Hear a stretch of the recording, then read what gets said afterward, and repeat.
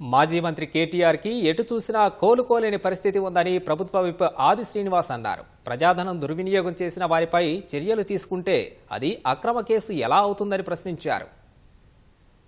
Formula ఈ car రేసులో supreme కోర్టులో కూడా కేటీఆర్ గారికి చుక్కెదురైంది. అటు గోడ దెబ్బ, ఇటు చెప్ప దెబ్బ. కేబినెట్ అప్రూవల్ లేకుండా బ్యాంక్ అధికారులు ఒత్తిడి పెంచి 10 కోట్లకు మించి కూడా ఇవ్వరాదని చెప్పినప్పటికీ 55 కోట్లు ఫౌండ్ల రూపంలో ఇతర దేశాలకు తరలించే క్రమంలో 8 కోట్ల రూపాయల ప్రజాధనం దుర్వినియోగం కాబట్టి ప్రజాస్వామ్యంలో చట్టం తన పని తను చేసుకోవాలని చెప్పని గవర్నర్ గారు అనుమతి కోసం లేఖ రాసి, గవర్నర్ గారు అనుమతి వచ్చినాక ఏసీబీ మీ మీద ఎఫ్ఐఆర్ పెడితే, ఆ తర్వాత ఈడీ కూడా అంటే మీ మీద కేసు పెడితే లొట్ట పీసు కేసు అంటూ మళ్ళీ సుప్రీంకోర్టుకు వెళ్తే ఈరోజు సుప్రీంకోర్టులో కూడా చిక్కు ఎదురైన సందర్భంలో ఏం సమాధానం చెప్తారు ప్రజానికి అనుకుంటున్నా.